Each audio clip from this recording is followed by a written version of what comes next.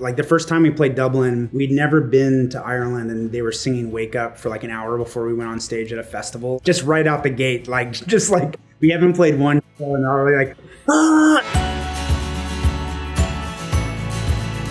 Hey friends, it's your girl Emily Curl back in my virtual studio, and we have something special for you today. We are hanging out with Win from Arcade Fire. Win, it's so good to see you. Thank you so much for being here. That's a pleasure. First and foremost, congratulations. The 6th studio album, We, is out of Arcade Fire. How does it feel to have this project into the world and with your fans?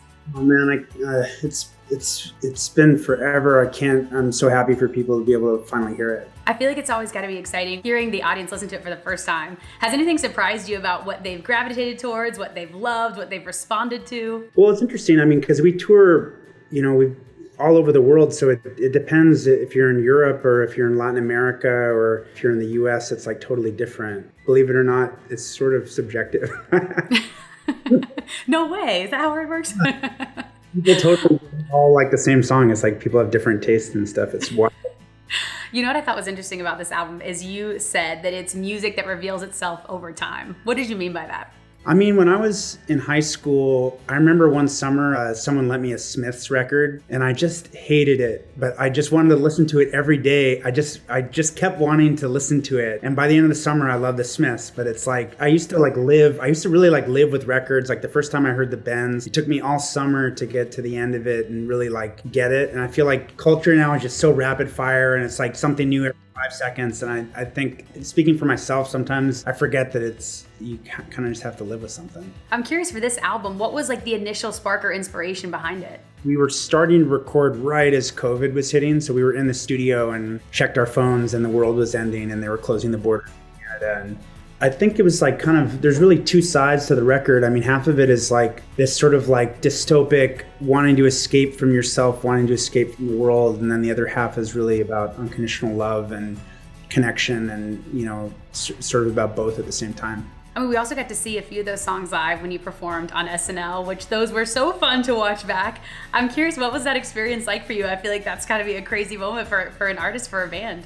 I mean, it's our 6th time playing SNL. So, okay, so the spark has died a little. No, not at all. So fun. I love SNL. It's like that week, because of all the stuff with Roe versus Wade, the whole show shifted to talk about these really important issues. And it's like, that's the beautiful thing about something that's so live. It's like they're writing it that week. And I think, we're fundamentally a live band. So it's like, it's so cool they say 5, 4, 3, 2, 1. And it's like, you got to go. I'm glad you brought up that moment, though, because throughout the show, like you said, you referenced the current situation with Roe versus Wade. And at the end of your performance, you actually made a note to say, "A woman's right to choose forever and ever, amen," which was really powerful to watch. Why was it important for you to say something at the end of that song for you? I mean, sometimes you just have to say these things out loud. It's like you take these things for granted. It impacts a lot of people. We live in New Orleans and living in the South, and some of these big things that are happening end up just really changing people's lives, not always for the better. Yeah, I mean, and I have to say, as a woman, I feel like it's always so encouraging to see men speak up because it is something that affects all of us. We all came from a woman, so... Right. And speaking of that, I also want to talk about going back to SNL for a second. I love the sticker on your guitar that said "Call your mom," but I also love that you gave your mom a little shout out. Was she watching? What did she think of the episode? Oh, she's the best. She's such an amazing musician. Everything I have is really stuff she taught me. And also my mom's birthday is always right around Mother's Day. So it's like the one, I cannot slip on that one. Like that's, I can forget everything else, but that's the one I can't slip on. So do you get her a birthday gift and a Mother's Day gift? How does that work typically in the household? It's not a gifting scenario so much. It's just like a call, What does your mom think of the new album?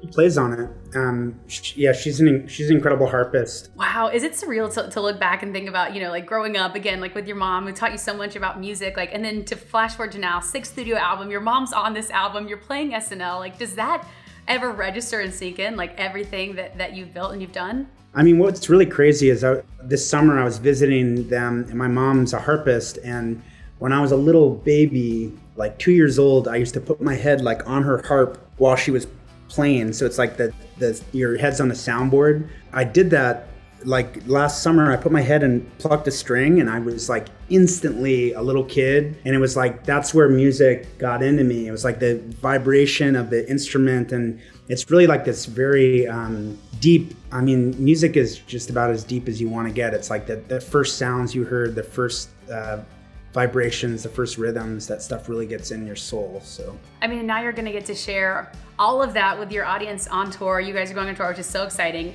And you're not only hitting the US stops, you're going globally. Is there a city that you're really excited for? We have amazing audiences all over the world. I mean, I have to say the Latin, like on the European tour, like Spain and Portugal are always insane. We're starting to tour in Dublin. Like the first time we played Dublin, we'd never been to Ireland, and they were singing Wake Up for like an hour before we went on stage at a festival, and it was like so intense. Just right out the gate, like just like we haven't played one show and already like and like we started everyone just threw beers in the air and like crying. I was like, man, this is the first gig. Imagine. It's gonna be wild.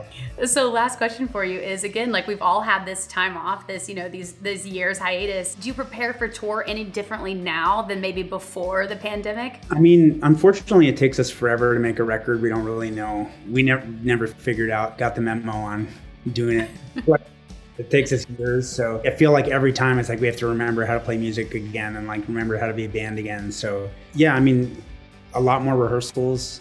And now it's just like the more material you have, it's like the more and more songs you have to remember, and the new material we've loved playing so much, so it's like kind of a balancing act. Is there a track that you're in particular that you're really excited to play live on this tour from the new album? We played Into the Empire a couple times in the UK, and it was insane. For some reason, I feel like We is a real sleeper. It's like the last track on the record. It's like super gentle, but I feel like it's going to be sort of a sleeper live. Well, we're excited for all of that. Wynn, congratulations again. Thank you so much for taking the time. So good to see you. And again, yeah, congrats on the new album. Thank you. Thanks for hanging out with me and Wynn from Arcade Fire. Make sure you stream Arcade Fire's new album, We. It's out now on iHeartRadio, and we'll see you next time. Bye, guys. Hey guys, thanks so much for watching. Did you like that video? You can check out more over here. And don't forget to subscribe to iHeart right here. And if you're already a longtime fan, make sure you ring the bell down below so you don't miss a single video. Bye, guys.